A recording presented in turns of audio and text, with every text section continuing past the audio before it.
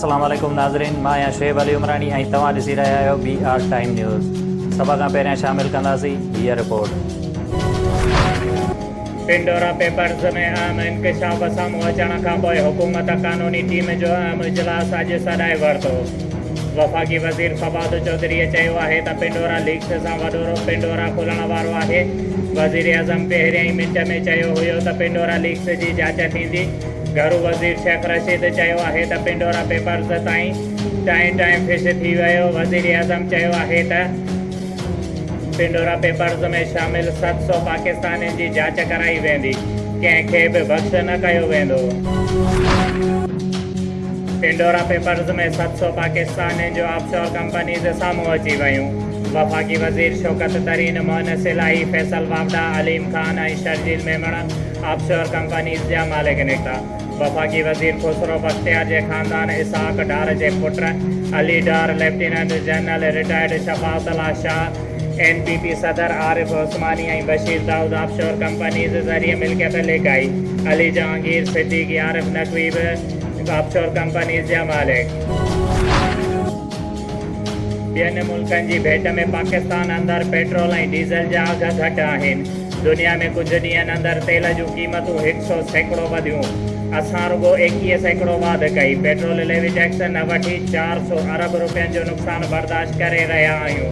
वज़ीर आज़म अवाम मथां कयल महिरबानीअ जा तफ़सील ॿुधाए छॾिया।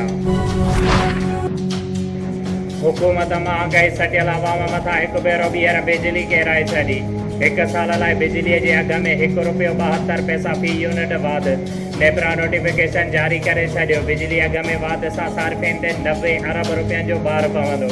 नेपरा मूजिबि बिजलीअ जी क़ीमत में वाध टिमाही एडजस्टमेंट जी मद में कई वई आहे।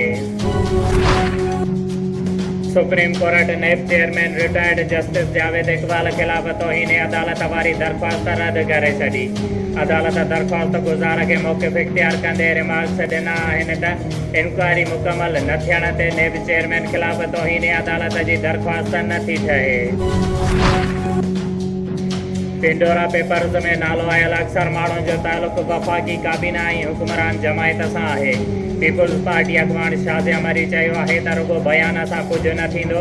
ॾिसणु चाहियूं था त यूटर्न वज़ीर आज़म पिंडोरा पेपर्स में शामिल आयल माण्हुनि ख़िलाफ़ कहिड़ी कार्रवाई करे थो। सिंध जे गवर्नर इमरान इस्माइल चयो आहे त पिंडोरा पेपर्स में जंहिंजा बि नाला आया आहिनि उन्हनि जो भले कहिड़े बि पार्टीअ सां वास्तो हुजे, संदन ख़िलाफ़ इंक्वायरी ज़रूरु थींदी। इमरान ख़ान कंहिंजी बि करप्शन बर्दाश्त न कंदो।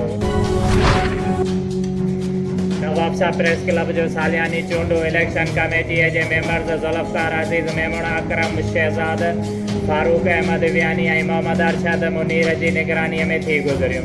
प्रोग्रेसिव ऐं डेमोक्रेटिक पैनल दरमियान मुक़ाबिलो थियो, जंहिंमें प्रोग्रेसिव पैनल सदारती उम्मीदवार मुशर्रफ अली भट्टीअ जो पूरो पैनल कामयाब थी वियो, जंहिंमें सदर मुशर्रफ अली भट्टी, जनरल सेक्रेटरी रिज़वान अहमद थेबो, नायब सदर अब्दुल खालिक, सीनियर नायब सदर इस्माइल डोंकी, खजानची राशिद ज़िया कुरैशी, जॉइंट सेक्रेटरी अवल Abdul Latif Khaskheli, joint secretary Habibullah Abro, covering बॉडीअ में मोहम्मद अनवर शेख, सैयद आतिफ हुसैन ज़ैदी, बख्श अली जमाली, फिदा हुसैन चांडियो, अरशद अली शेख, ख़ालिद अहमद फारूकी, मोहम्मद असलम अज़मी ऐं अज़हर मुनीर वधी अक्सरियत सां चूंडुनि में कामयाबी माणी।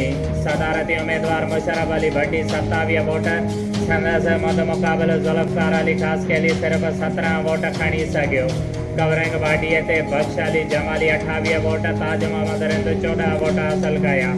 चूंडुनि में कामयाबी बैदि शहर जे सियासी समाजी वकील आहिनि, JM खासकेली, जमील राजबर, रहीम लाशारी, आसिफ अली लगारी ऐं ॿियनि हल्कनि वॾे तइदाद में प्रेस क्लब पहुची कामयाबी माणींदड़ उहिदेदारनि खे मुबारकबाद पेश कई। शुएब अली उमरानी खे ॾींदा इजाज़त। वधीक ख़बरुनि ऐं अपडेट्स लाइ ॾिसंदा रहो BR टाइम न्यूज़।